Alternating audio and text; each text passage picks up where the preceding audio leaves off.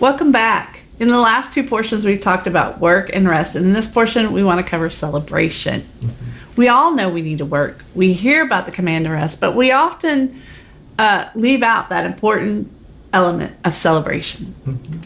Celebration is like the cherry on the ice cream sundae. It is like the victory lap in the race. It's like a ribbon cutting for a new project. It's a recognition of endurance, perseverance, and milestones. Celebration is an act of worship and gratitude for God's goodness. David spoke with his spirit to his soul, and an expression of celebration and worship was expressed through his body when David danced. I'm not really an expert on the topic of celebration because I'm a double task-oriented personality type, and stopping to rest or celebrate isn't my default. I'm focused on getting the job done. But thank goodness over time, I've come to understand the vital importance of rest for my health and be intentional about it. Otherwise, there's no telling what condition I might be in today. But I have a tendency to neglect celebration and seem to continuously move the finish line out. Like we're almost there and I'm like, let's go a little farther. So we seldom cross the line and celebrate progress. But Luis, on the other hand, is a party waiting to happen. I remember a few years ago when we were in Honduras, we climbed to the top of a mountain with a huge cross on the top called the Way of the Cross or the Way of Sorrow. Yes, how could I forget? It was called the Way of Sorrow for good reason. It was steep and difficult, and the higher we climbed, the more difficult it was for me to breathe. Yes, the closer we got to the top, the more often we had to stop and rest. And at each stop, Luis would celebrate and cheer me on for the progress I had made and encourage me not to look at the top, but just making a few more yards. I was so close to the top, but honestly, I thought at one point I could not go any further, and I was ready to quit. But with each push, a little rest and celebration, you were able to push forward again to the next goal. And finally, we made it to the ultimate goal, the top of the cross. Yes, and then we had a big celebration. Yes, I remember that. It's a little easier for me to celebrate big accomplishments like that, but That's particularly true. I have difficulty recognizing and celebrating seemingly small progress or things that don't seem important. But the fact that it's not natural for me to celebrate doesn't give me an exemption from celebration. Just like I had to learn to rest, I'm learning to celebrate even small steps towards a bigger goal. Celebration allows us to relax and unwind in the midst of busy and crazy lives. Celebration provides an opportunity to gather with friends and family to allow us to remember the things in life that truly matter. You know, as we celebrate, we allow the stress of life to dissipate as well. We do things we love with the people that we love. And celebration doesn't have to be reserved for big events or holidays. Most of our days are spent doing trivial tasks, and having celebrations to look forward to, they make that seem less mundane, the daily routine. Celebrations of all kinds give us the excitement to keep making it through routine or difficult days.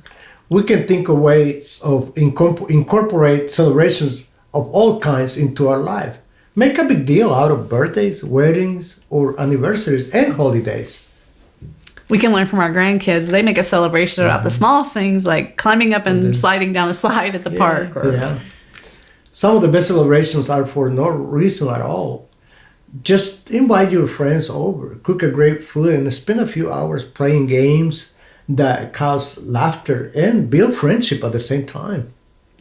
We can celebrate important events like finishing a project, getting a job, passing a test, receiving a raise. And we can also build regular rituals of celebration that aren't connected with any special events, but they're special for us. They have special meaning for us. Celebrating our successes and acknowledging personal growth helps keep us on track and motivated towards our goals.